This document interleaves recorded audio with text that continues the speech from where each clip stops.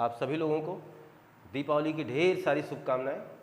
आपको और आपके परिवार को, आपसे जुड़े हर लम्हों को, आपसे जुड़ी हर चीज़ों को, आपसे जुड़े हर यादों को, आपसे जुड़े हर पन्नों को, आपसे जुड़ी हर किताबों को, आपसे जुड़े हर पूरे समाज को हमारी तरफ से हैप्पी दिवाली।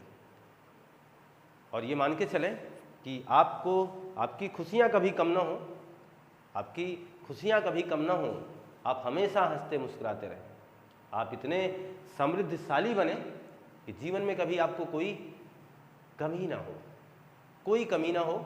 माँ लक्ष्मी आप पर विराजमान हो, माँ लक्ष्मी आपके घर आएँ ऐसी तमाम अभिलाषाओं के साथ, आपका जीवन एक अच्छे मुकाम पर पहुँचे, आप बहुत ही जल्दी तरक्की हासिल करें और बहुत ही जल्दी आपको अपना मुकाम मिल जाए और बहुत ही जल्दी आप सर्विस की मिठाई अपने घर वालों को खिलाएं।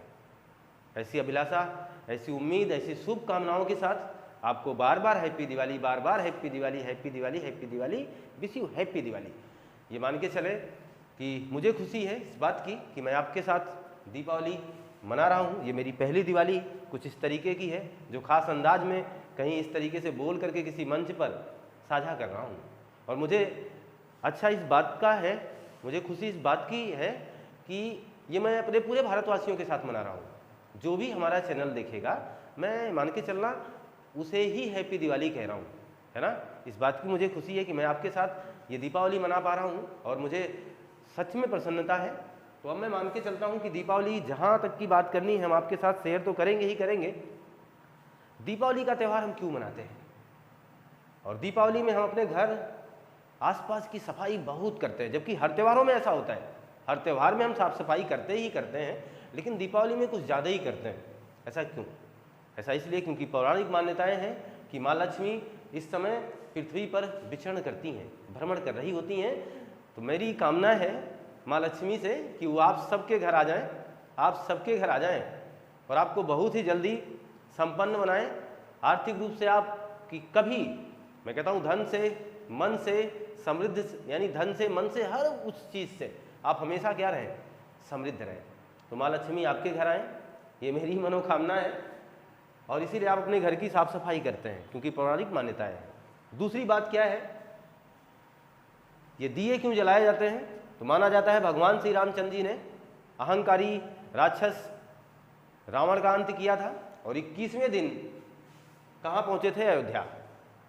इसलिए दशहरा के 21वें दिन क्या मनाई जाती है? दीपावली मनाई जाती है। ये खुशियों का पर्व है। हमारे भारतवासियों ने एक जीत पताका देख करके, अपने राम को आता देख करके ये दिए जलाए हुए थे कि हमारे राम आने वाले हैं, हमारे भगवान आने वाले हैं। ऐसी परिकल्पना, ऐसी अवधारणा को समझते हुए हमारे भारतवासियों ने ये दिया जलाया था और आज भी जलाते हैं और कल भी जलाएंगे। आज भी जलाते हैं, कल भी जलाएंगे। मेरी उम्मीद है आप दिल से आज मुस्कुराएंगे। मेरी उम्मीद है कि आप अपने दिए को दिल से जलाएंगे। ये रोशनी का त्यौहार है, दिए तुम जलाना। जो सबके दिल को रास आए ना, ऐसा गीत तुम गाना, सारे सिकवे गिले भुलाकर, सारे सिकवे गिले भुलाकर सबको गले लगाना। आज की दिवाली खुशियों से मनाना, ये मेरी इच्छा है और मैं चाहता हूं कि आपका जीवन एकदम खुशियों से भर जाए, कहीं भी किसी की कमी ना नजर आए। आप खुद इतने सक्षम हो जाएं कि आपको किसी की ज़रूरत ही ना पड़े। और हकीकत मैं बता रहा हूं कि आपका बार बार ये इसीलिए मैं बोलता ही रहता हूं कि आप लगन से पढ़ाई करें, मेहनत से पढ़ाई करें, आपको ज़रूर सिलेक्शन मिलेगा, आप ज़रूर सफल होंगे। ये सारी मनोकामनाएं हमारी हैं, अपने चैनल के माध्यम से आप लोगों तक मैं प्रेषित कर पा रहा हूं। इसके लिए आप लोगों को भी शुक्रिया, धन्यवाद, क्योंकि आप हमसे जुड़े हुए हैं और हमें अगर आप जुड़े ही नहीं होते तो फिर हम आपके पास ये सारी बातें कैसे कह पाते हैं। आप कहाँ, हम कहाँ, लेकिन फिर भी हमारी ये बातें इस तमाम प्रकार की सुविधाओं के माध्यम से आपके पास पहुँच ही जा रहे हैं और मुझे खुशी इस बात की है कि मैं आपके साथ दीपावली मना पा रहा हूँ। तो खुशियों का त्यौहार है, खुशी खुशी मनाना है हम लोगों को। अब बात समझें तो जब जहाँ हमने ये बात जान ली कि दीपावली हम क्यों मनाते हैं, क्या कारण है, ये सारी बातें है ना, ये भी मान के चलें तमाम देश देशों में भी दीपावली मनाई जाती है। अन्य देशों में हमारे भारत के अलावा नेपाल मनाता है, पाकिस्तान मनाता है, बांग्लादेश मनाता है, मॉरिशस मनाता है, टोबैको मनाता है, ऐसे कनाडा में भी दीपावली मनाई जाती है, ऑस्ट्रेलिया में दीपावली मनाई जाती है। लेकिन उनका अपना अपना अलग अलग पर्पज है। लेकिन जहाँ भी दीपावली मनाई जाती है ना, जहाँ ये दिए जलाए जाते हैं वो खुशियों के हैं, वो खुशियों के प्रतीक के हैं। हर जगह जो दिए जलाए जा रहे हैं उनका अलग अलग अपना अभिप्राय हो सकता है। जैसे कोलकाता में दिया तो जलता अपने भारत में ही दिया कोलकाता में जलेगा तो माँ काली की पूजा होती है। उद्देश्यहीन नहीं है, उन्हें भी पता है भगवान रामचंद्र जी आए हैं, लेकिन अलग अलग उद्देश्यों से अलग अलग प्रकार से पूजा की जाती है हमारे भारत में। हमारा भारत देश ऐसे ही तमाम संस्कृतियों की विरासत है। आपको पता है तमाम संस्कृति को सहेजे हुए प्यार से भरा हुआ ये हमारा भारत है। ऐसा सचमुच इस दुनिया में कोई दूसरा देश नहीं है। हम गौरवशाली हैं कि हम ऐसे देश के निवासी हैं। और अब हम जहां बात कर रहे हैं आपसे, आपको हैप्पी दिवाली, पुनः हैप्पी दिवाली, बार बार हैप्पी दिवाली, ढेर सारी हैप्पी दिवाली आपको। मान के चलें दीपावली का नाम ही है दीपावली, यानी दीपों की पंक्तियां हमें सजाना है अपने घर को, तो सजाइएगा अपने घर को, खूब अच्छे से सजाइए और अपने घर के साथ साथ अपने मन को भी सजाइए। और इतना सजा दीजिए क्योंकि ज़िंदगी बहुत ही छोटी है, ज़िंदगी बहुत ही छोटी है। ऐसा दीपक जलाइए ना कि पूरी ज़िंदगी को प्रकाशित कर सके। ऐसा कभी ना सोचिए कि ज़िंदगी बहुत बड़ी है, क्योंकि ज़िंदगी बहुत ही छोटी है, अल्प है। हम खुशियों के साथ रहें ये मान के चलें। अब मैं आपको बता दूं कि त्यौहार हमारे लिए क्यों महत्वपूर्ण है। तो त्यौहार जो है वो हमें जोड़ने का काम करते हैं। जो त्यौहार हैं वो हमें जोड़ने का काम करते हैं, हमें सौहार्द देते हैं, हमें प्रेम देते हैं, एक दूसरे से मिलने का मौका देते हैं। अगर ऐसा ना होता तो हमें आपसे ऐसे कैसे मुखातिब होते हैं कि नहीं। तो त्यौहार हमें जोड़ता है, त्यौहार हमें प्रेम देता है, त्यौहार हमें सौहार्द देता है। तो त्यौहार तो बड़ी अच्छी चीज़ है। जिसने भी त्यौहार को लॉन्च किया होगा, जिसने भी ये व्यवस्था कर डाली कि हम त्यौहार मनाएंगे, वाकई में बड़ी अच्छी व्यवस्था है। आप देखिए होली का त्यौहार मनाते हैं तो दुश्मन भी गले लग जाते हैं, है ना। होली का त्यौहार मनाते हैं, दुश्मन भी गले लग जाते हैं। और ये दीपावली का त्यौहार हम अगर अच्छे से मनाते हैं तो हमारे दुश्मन भी हमारे हाथ की मिठाई खा जाते हैं, है ना। अद्भुत, हमारे दुश्मन भी हमारे हाथ की मिठाई खा जाते हैं। तो प्रेम का है ये प्रतीक, सौहार्द का ये प्रतीक, तो मनाइए दीपावली। अब जरा ध्यान दें, मैं बताना ये चाह रहा था कि हमारे एग्जाम की दृष्टिकोण से भी ये महत्वपूर्ण है भाई, अद्भुत है। सबसे पवित्र त्यौहार अगर पूछा जाए तो यही है दीपावली। सबसे पवित्र त्यौहार हमारा दीपावली है। त्यौहार से और भी तमाम क्वेश्चन बनते ही रहते हैं, तमाम क्वेश्चन बनते हैं। जैसे कभी कभार आप ऐसे ही देखिएगा, पूछा भी जाता है लोसर कहाँ का त्यौहार है। लोसर तो लद्दाख का त्यौहार है लोसर। ये चीज़ जैसे कहा जाए कि लोसांग कहाँ का त्यौहार है, लोसांग सिक्किम का है। अब आपको याद आ रहा होगा, मैं आपको आपकी पढ़ाई से जोड़ दे रहा हूँ, क्योंकि हमारे पूर्वज कहा करते थे, वो हमसे, हमारी माता, हमारे पिता हमसे ये कहा करते थे, हमेशा कहते थे कि जब हम छोटे थे तो हमेशा ये बात आती थी कि दीपावली के दिन जरूर पढ़ना है। चाहे किसी दिन पढ़ो ना पढ़ो, लेकिन दीपावली के दिन आपके ऊपर पूरे घर की निगाहें होती हैं, अरे पढ़ रहा है कि नहीं पढ़ रहा है ना। क्योंकि ये माना जाता है हर वो शुभ काम जो हम अपने जीवन में करते हैं, जिसे हम अच्छा मानते हैं, उसे दीपावली के दिन जरूर करना चाहिए। और वो धारणा, वो विचार जो हमें अपने माता पिता से मिला, वो आज तक हमारे जहन में है कि दीपावली के दिन हम ये मान के चलते हैं हमें कोई गंदा काम नहीं करना चाहिए।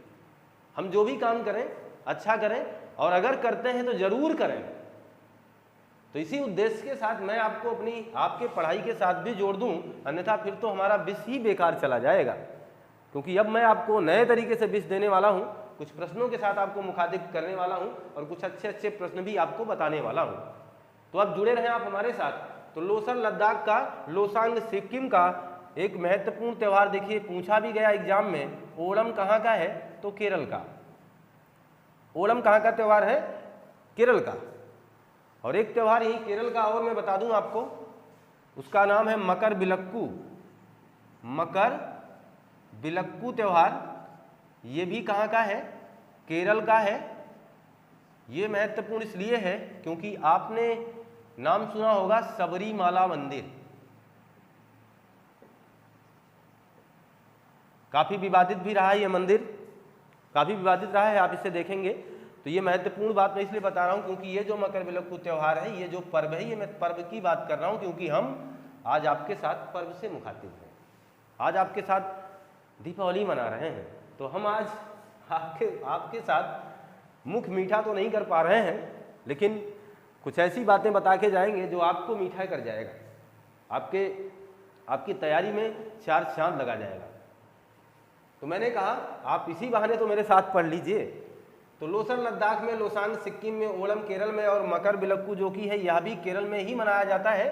ये इसलिए महत्वपूर्ण है क्योंकि यहीं सबरी माता मंदिर, जो कि सबरीमाला मंदिर के नाम से जाना जाता है, यहाँ पर मकरविलक्कू त्यौहार मनाया जाता है। ये बात ध्यान दीजिए, क्लियर है बात। सरहुल पर्व कहाँ मनाया जाता है? सरहुल, देखिए अभी पूछा गया एग्जाम में, सरहुल झारखंड में। आप जब किसी एग्जाम की तैयारी कर रहे होते हैं तो अक्सर आपको लगता होगा कि एक आध प्रश्न पूछ लिए जाते हैं। जो टेट की तैयारी कर रहे हैं, सुपर टेट की तैयारी कर रहे हैं, जो उत्तर प्रदेश की पात्रता परीक्षा बीट करना चाह रहे हैं, उन्हें पता है कई बार पूछा गया पुष्कर मेला कहाँ लगता है, ये आ गया था। तो जो पर्व है, जो त्यौहार हैं, जो मेले हैं, ये सारी बातें हमसे पूछी जाती हैं कभी ना कभी। तो हम क्यों ना अपनी तैयारी को उस तरीके से बनाए रखें, आज अपनी दीपावली के साथ इन तमाम प्रश्नों को अपने दिमाग में सजाने का प्रयास ही कर दें, एक अलग तरीके का दिया हम जला क्यों ना लें, है ना। तो ये चीज़ हमारा, ये उद्देश्य आपके साथ जुड़ा हुआ है। अब बात करने वाला हूं मैं पोंगल त्यौहार का। पोंगल त्यौहार कहाँ का फेमस त्यौहार है? तमिलनाडु का है। पोंगल, ये एक तरफ मैं पर्व लिख रहा हूँ, इस बात को ध्यान देना, एक तरफ मैं राज्य की बात कर रहा हूँ, एक तरफ मैंने त्यौहार इंगित किया है और एक तरफ मैंने क्या किया है, राज्य की बात किया है। यहाँ देखिए एक त्यौहार और मैं लिखूंगा, जल्लीकट्टू। जल्लीकट्टू त्यौहार ये कहाँ का है? यह भी तमिलनाडु का है। तो हमने बात की, देखिए ये सारी बातें आपको पता चल रहा होगा कि वाकई में सर ये अच्छी चीज़ें बता रहे हैं और ये एग्जाम में पूछे जाते हैं।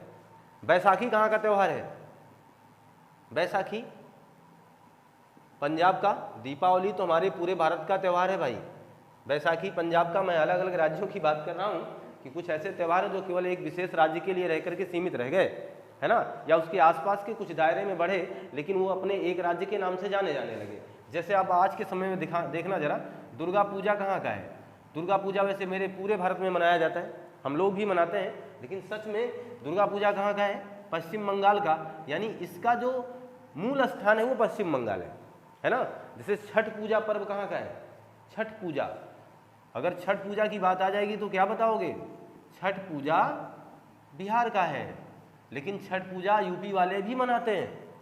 छठ की छुट्टी यूपी में भी होती है ना। तो ये बात ध्यान रखिए कि आसपास के क्षेत्रों में ये प्रचलन होता है, ये पहुंच जाता है, लेकिन एक मूल स्थान जो है वो छठ पूजा कहाँ का है? बिहार का। अगर हम बात करें माघ मेला कहाँ लगता है? माघ मेला राजस्थान में। माघ मेला राजस्थान में एक पर्व की तरह ही लगाया जाता है। जैसे पुष्कर मेला क्या है? ये भी एक पर्व है, एक पर्व की तरह मनाया जाता है पुष्कर मेला। यह भी राजस्थान के कहाँ? सीधा ये क्वेश्चन पूछा गया था टेट में, यूपी टेट में, और वहाँ पर विकल्प में था अजमेर, जयपुर, है ना। तो आपको टिक करना क्या था? अजमेर। पुष्कर मेला कहाँ लगता है? अजमेर में। ये बात ध्यान रखिएगा। हाथी उत्सव कहाँ मनाया जाता है? हाथी उत्सव, हाथी उत्सव ये मनाया जाता है जयपुर में। जयपुर भी कहाँ है? राजस्थान में। यहाँ देखिए कुछ महत्वपूर्ण बात मैं आपके साथ शेयर कर रहा हूँ, आप इसे बिल्कुल हल्के में ना लीजिएगा, सीक्वेंस ही आपके ज़िंदगी में काम आएगा। आपके एग्जाम में आप जब बैठेंगे तो आपको वाकई में मदद करेगा ये। अब जरा ध्यान दें तो हाथी उत्सव कहाँ हो गया? जयपुर में हो गया। पतंग पर्व कहाँ का है? पतंग पर्व। आप ध्यान देते होंगे कि पतंग पर्व मनाया जाता है, और ये पतंग पर्व मनाया जाता है गुजरात में। पतंग पर्व गुजरात में मनाया जाता है। एक हार्नबिल त्यौहार है, बहुत बार पूछा गया एग्जामों में। हार्नबिल, हार्नबिल, हार्नबिल त्यौहार कहाँ का है? नागालैंड का है। हार्नबिल नागालैंड का। क्लियर है ना। आप बताना जरा, कंस मेला कहाँ लगता है? मथुरा में, है ना। आपके यूपी में आ गए। आपके यूपी में एक महत्वपूर्ण बता दें हम आपको, स्ट्रॉबेरी त्यौहार मनाया जाता है। स्ट्रॉबेरी त्यौहार ये कहाँ मनाया जाता है? झांसी में। स्ट्रॉबेरी त्यौहार कहाँ मनाया जाता है? झांसी में। लठमार होली कहाँ खेली जाती है? लठमार होली यह भी कहाँ है? आपकी यूपी यानी मथुरा में। क्लियर है ना? तो ऐसे तमाम त्यौहार हमारे हैं जो हमसे बार बार पूछे जाते हैं, बहुत पूछे जाते हैं, काफ़ी आकर्षक त्यौहार भी हैं ये, अक्सर पूछे जाते हैं। सिगमो त्यौहार कहाँ मनाया जाता है? सिगमो, सिगमो त्यौहार कहाँ का है? तो गोवा का है। सिगमो गोवा का है। बिहू कहाँ का है? बिहू असम का है। पूछा गया ना ये सारे प्रश्न आपके एग्जामों में, है ना? बिहू कहाँ का है? तो असम का है। सिगमो गोवा का। ये जो सारे प्रश्न मैंने आपके सामने अभी फिलहाल उल्लिखित कर रखे हैं, ये सच में आपसे पूछे जाते हैं। ये पर्व हैं और हम लोग पर्व की ही बात कर रहे हैं। आने वाले पर्व कुछ ऐसे हैं जो हमारे भारत में, पूरे भारतवर्ष में मनाए जाते हैं। जैसे दीपावली किसी विशेष राज्य के दर्जा के लिए नहीं है, और अगर विशेष राज्य की बात करूं तो अयोध्या से, ये अयोध्या जो कि उत्तर प्रदेश का एक जिला है ना, ये उसका मूल स्थान है जहां भगवान रामचंद्र जी का जन्म हुआ था। भगवान रामचंद्र जी जब वापस आए तो दीपावली धूमधाम से मनाई गई। पूरे भारतवासियों ने खुशियों से इसे मनाया और आज भी मनाते हैं और मनाते रहेंगे भी। ये क्लियर बात है। तो मैं मान के चलता हूँ कि आपको ये बातें, ये कंटेंट आपको ठीक ठाक समझ में आ ही रहा होगा। आप हमारे साथ दीपावली का ये पवित्र त्यौहार मना रहे हैं, शेयर कर रहे हैं। हम आपके साथ कुछ अन्य त्यौहार भी इंगित कर रखे हैं जिन्हें आपको अपने जहन में कुछ इसी तरीके से बना लेना है कि ये हमें कभी भूले ना। तो जैसे हमने बात कर ली लठमार होली की, कई बार एग्जाम में पूछा गया। जैसे हमने बात की, अभी देखना एक स्टार त्यौहार मैंने लिखा है यहाँ पे, आकर्षक है, स्ट्रॉबेरी त्यौहार। जिसे सुन करके आप सोच रहे हो कि ये भी कोई त्यौहार है क्या? स्ट्रॉबेरी, जी हाँ, स्ट्रॉबेरी त्यौहार है जो कि आपके झांसी में मनाया जाता है। लठमार होली मथुरा में। देख लीजिए, ये सारी बातें हमने लिख रखा है। पुष्कर मेला पूछा गया था, आपके टेट में पूछा गया था। ऐसे तमाम प्रश्न आपके एग्जामिनर महोदय बार बार पूछ लेते हैं। अगर हम कंस मेला की बात करें, मैंने उसको भी लिख रखा है। ठीक है। संघाई, संघाई कहाँ का त्यौहार है? संघाई, संघाई त्यौहार है मणिपुर का। संघाई त्यौहार है मणिपुर का। यहाँ तक की बात आपको समझ में आ रही होगी। अगर हम बात करें लोकरंग, लोकरंग उत्सव कहाँ का है? लोकरंग, तो आप इसे बताइए सर, ये तो मध्य प्रदेश का है। लोकरंग उत्सव ये मध्य प्रदेश का है। और यहीं एक उत्सव है जिसका नाम है मांडू, मांडू उत्सव।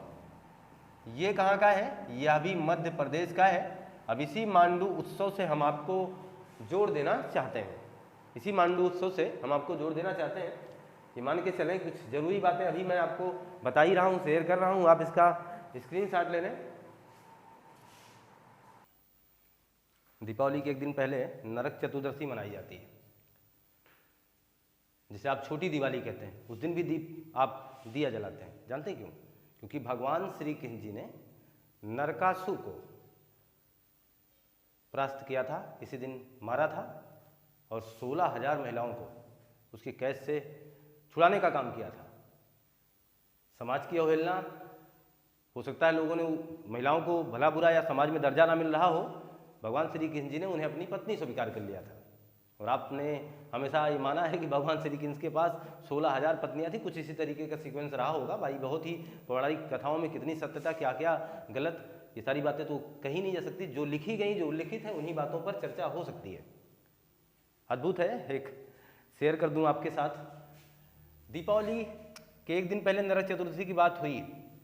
जो माँ लक्ष्मी जी हैं, जिन्हें हमने कहा कि आपने घर की सफाई की है, आपके घर में आ जाएं, वो पृथ्वी पर विचरण करेंगी। माँ लक्ष्मी, लक्ष्मी जी का जो वाहन है ना, वो है उल्लू। लक्ष्मी जी का वाहन क्या है? उल्लू।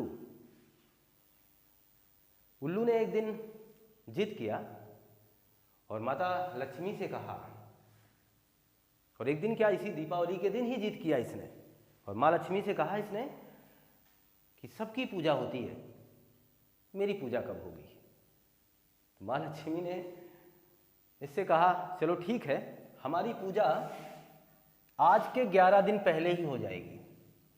इसे आशीर्वाद दिया था कि दीपावली के 11 दिन पहले ही आपकी पूजा हो जाएगी। ये मान करके उल्लू खुश हो जाता है।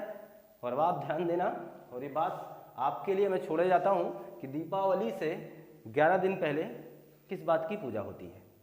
और हम बात करते हैं एक महत्वपूर्ण त्यौहार जो यहाँ उल्लिखित कर रखा है मांडू उत्सव का। इसको अलग से क्यों बताना चाह रहा हूँ, इसको अलग से इसलिए बताना चाह रहा हूँ जिससे आज मैं आपके साथ एक अच्छी दीपावली शेयर कर सकूँ।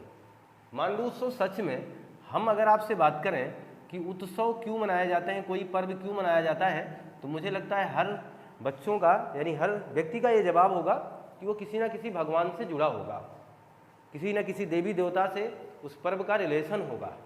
लेकिन मांडू इन सब से अलग है। मांडू पर्व का रिलेशन प्रेम से है, ये प्रेम का प्रतीक है। और ये प्रेम का प्रतीक मांडू जो कि मध्य प्रदेश में एक छोटा सा स्थान है, मध्य प्रदेश में स्थित है मांडू, और ये अपनी प्रेम कहानी के लिए आज भी विख्यात है। यहाँ पर्व मनाए जाते हैं, इसी के नाम से उत्सव भी मनाया जाता है, मांडू उत्सव से कहा जाता है। और अगर आप आज भी मांडू जाएं तो आपको वहाँ की दीवारें, वहाँ के बने हुए हर वो नक्काशी जो भी बना हुआ है वो आपको एक प्रेम की भांति अपनी तरफ खींचेगा, आपको बताएगा कि मैं प्रेम का सचमुच जीता जागता नमूना हूँ। यहाँ कभी वो प्रेम के परिदृश्य फिल्माए गए थे, यहाँ कभी वो प्रेम के गीत गाए गए थे। ये वही मांडू है जिसकी बात मैं आपके सामने शेयर करूँगा। मांडू के शासक हुआ करते थे बाज बहादुर शाह। बाज बहादुर शाह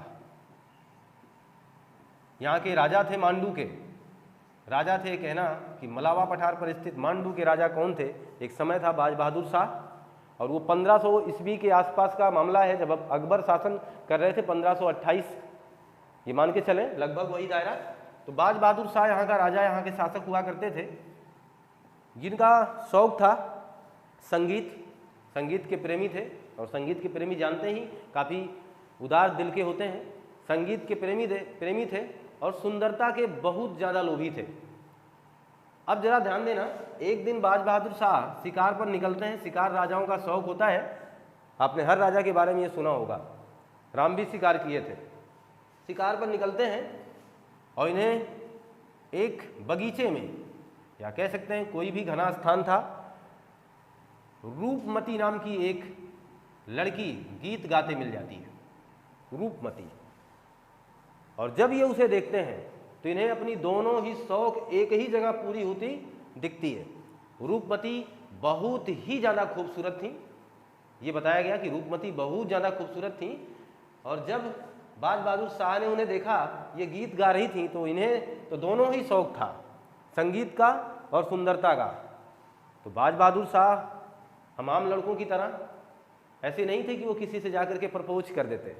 इन्होंने कुछ अपना अलग अंदाज इख्तियार किया, क्योंकि ये राजा थे और इनकी बात कहीं टाली ना जाती। और ये एक गणेरिये की बेटी थी,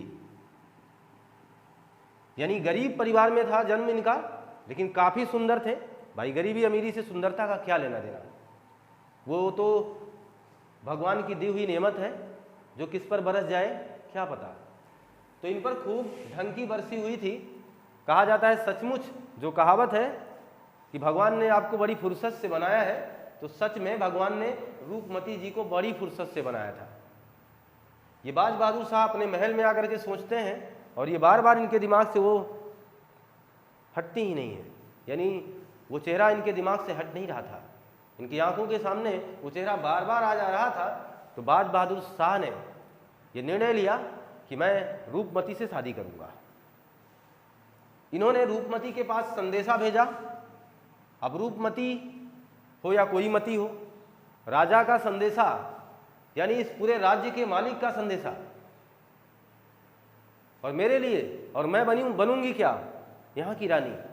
ऐसा सोच करके रूपमती भी खुशी से पागल हो गई और इन्होंने इस बात को स्वीकार कर लिया। इस बात को स्वीकार कर लिया। आपको ये बताने में बिल्कुल हर्ज या गुरेज नहीं है, आप समझदार हैं, ये जान रहे हैं कि ये मुस्लिम समुदाय के हैं और ये हिंदू समुदाय की हैं। रूपमती जी ने इनसे जरूर अपने रिश्ते को स्वीकार कर लिया कि हाँ बिल्कुल मैं तैयार हूँ आपसे शादी करने के लिए। ये बात जब इन्होंने मान लिया बाज बहादुर शाह की, लेकिन रूपमती ने एक शर्त रखा बाज बहादुर शाह के सामने। इन्होंने कहा कि मैं अपने धर्म को नहीं छोड़ सकती, यानी मैं अपने देवी देवताओं को नहीं छोड़ सकती, मैं अपना ये दीपावली का त्यौहार नहीं छोड़ सकती। मैं होली जरूर मनाऊंगी। ये सारी बातें तर्क के साथ रूपमती जी ने बाज बहादुर शाह के सामने रख दिया। बाज बहादुर शाह रूपमती से बहुत प्रेम करने लगा था, इनकी सारी बातें मान लेता है और वो कहता है कि आप जब पूजा करिएगा तो मैं आपके लिए अलग से पूजा करने के लिए महल बना दूंगा। आपने नर्मदा नदी का नाम सुना होगा, मध्य प्रदेश की जीवन रेखा कहा जाता है। वो जो नर्मदा नदी है जो एमपी में है, बह रही है, वाकई में ये नर्मदा नदी ही है जिसे कुंवारी नदी कहा जाता है। आपने ये सारी बातें सुना होगा। कुंवारी नदी किसे कहते हैं? नर्मदा नदी को माना जाता है कि नर्मदा नदी का ब्याह नहीं हुआ था, यानी नर्मदा जी का ब्याह नहीं हुआ था, ये कुंवारी है। इसीलिए यहाँ आज भी जिनकी शादी नहीं होती है ना, जिनकी शादी नहीं हो पाती है, वो जाकर के यहाँ पर चूड़ियाँ, सिंदूर आदि का वो चढ़ावा देती हैं उस नदी में, और ये मान्यता है कि उनकी शादी हो जाती है, उन्हें वर मिल जाता है। तो ऐसा किसी के साथ है तो वो कर सकते हैं आप। ये हमारे भारत में कुछ ऐसी अलौकिक स्थान है, ऐसे अलौकिक जगह है जहाँ आप जाकर के अपनी तमाम प्रकार की मुरादों को मांग सकते हैं। नर्मदा माँ आपको वो आपकी सारी वो मुरादें पूरी कर देंगी, ये मुझे विश्वास है। आप जाकर के यहाँ ऐसा कर सकते हैं। ठीक है, मैं आपको इस कहानी से जोड़े रखता हूँ। तो रूपमती जी नर्मदा माँ की पुजारन थी। इन्होंने कहा कि मैं उनकी पूजा जरूर करूँगी। तो बाज बहादुर शाह ने रूपमती जी के लिए महल बना दिया। आप जाएंगे मांडू ना तो अलग प्रकार का आपको नज़ारा दिखेगा। ये प्रत्येक दिन उस महल पर जो बना हुआ है वहाँ जाकर के रूपमती जी वहीं से लगभग ये मान के चले 300 मीटर दूरी पर नर्मदा नदी है, यानी वहाँ से वो नर्मदा नदी जी को देख लेती थी, उनकी आरती उतार लेती थी, वहाँ से वो पूजा अपना संपादित कर लेती थी। तो बाज बहादुर शाह कुछ इस कदर प्रेम करता था कि उसने उनके लिए महल बनवा दिया कि आप यहाँ से पूजा करेंगी, आपके धर्म के साथ मेरा कोई छेड़छाड़ नहीं होगा।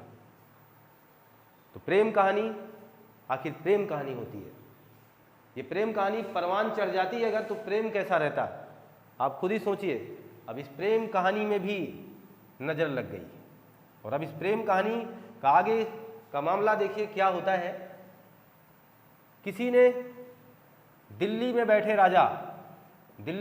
राजा अकबर को यह सूचना दे दी कि रूपमती नाम की एक सुंदर कन्या, रूपमती नाम की एक बेहद सुंदर कन्या मांडू की राजकुमारी है।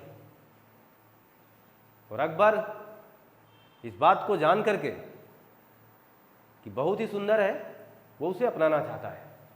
और उसने बाज बहादुर शाह के पास चिट्ठी लिखता है, भेजता है। वो चिट्ठी बाज बहादुर शाह के पास पहुंचती, बाज बहादुर शाह उसे पढ़ता है। उस चिट्ठी में लिखा गया था कि अपनी बेगम को हमारे पास भेज दो। बाज बहादुर शाह जिससे इतना प्यार करता है, आप सोचना जरा, जिससे इतना प्यार करता है इतनी आसानी से तो भेजेगा नहीं।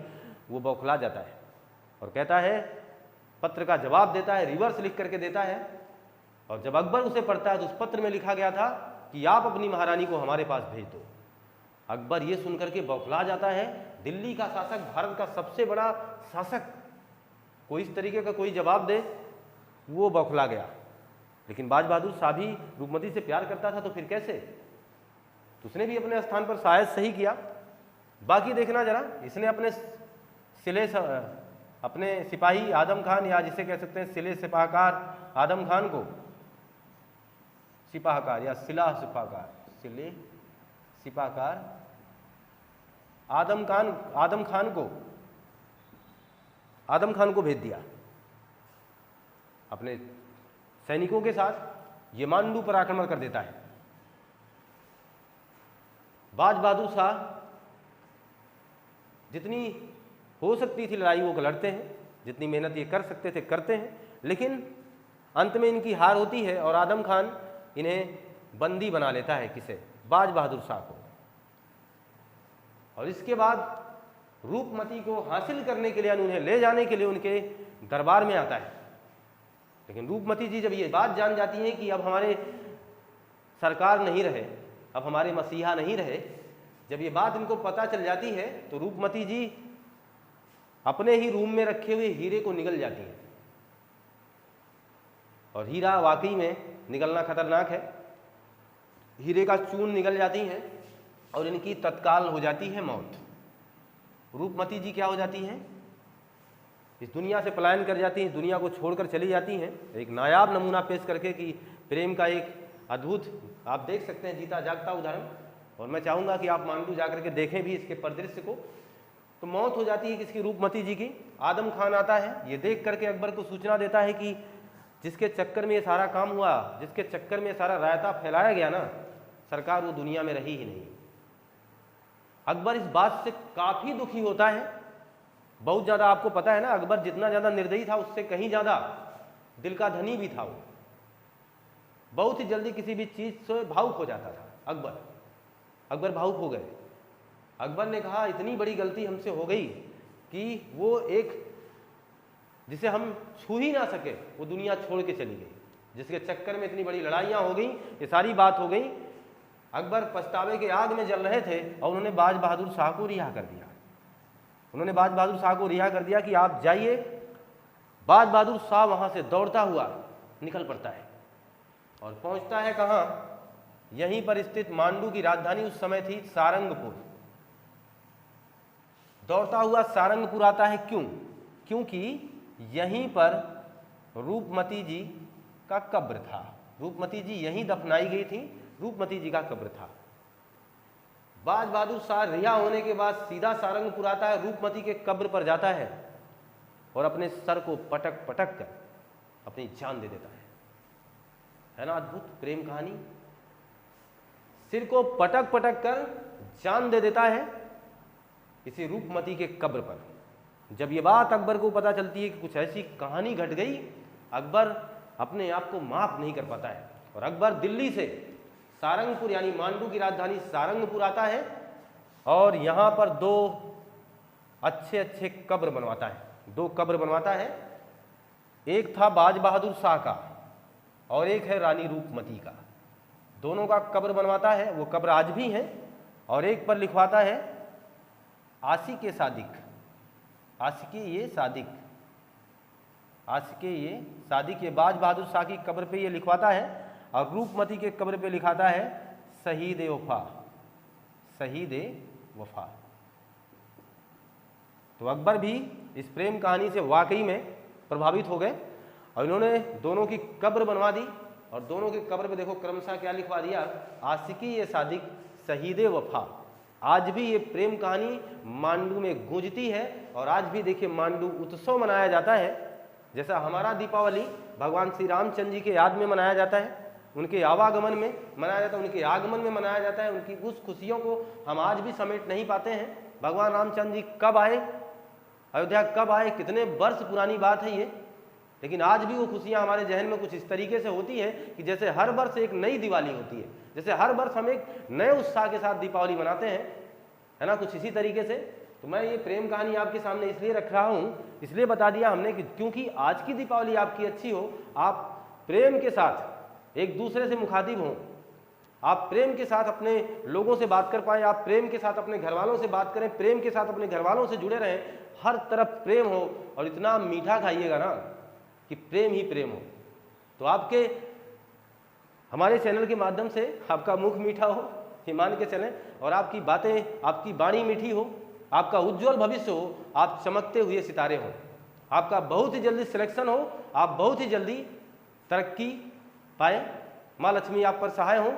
ऐसी तमाम शुभकामनाओं के साथ आपको पुनः विश यू अपबीट दिवाली, आशा और उम्मीदों की Diwali, wish you upbeat Diwali, आशा और उम्मीदों की दिवाली आपको मुबारक हो। आपको खुशियों का ये जहां मुबारक हो, आप हमेशा हंसते और मुस्कुराते रहें, आपको बहुत ही जल्दी अपनी मंजिल मिल जाए। इसी तमाम शुभकामनाओं के साथ आपको और आपके पूरे परिवार को, अपने पूरे भारतवासियों को हैप्पी दिवाली। मिलते हैं आपसे बाद में, धन्यवाद।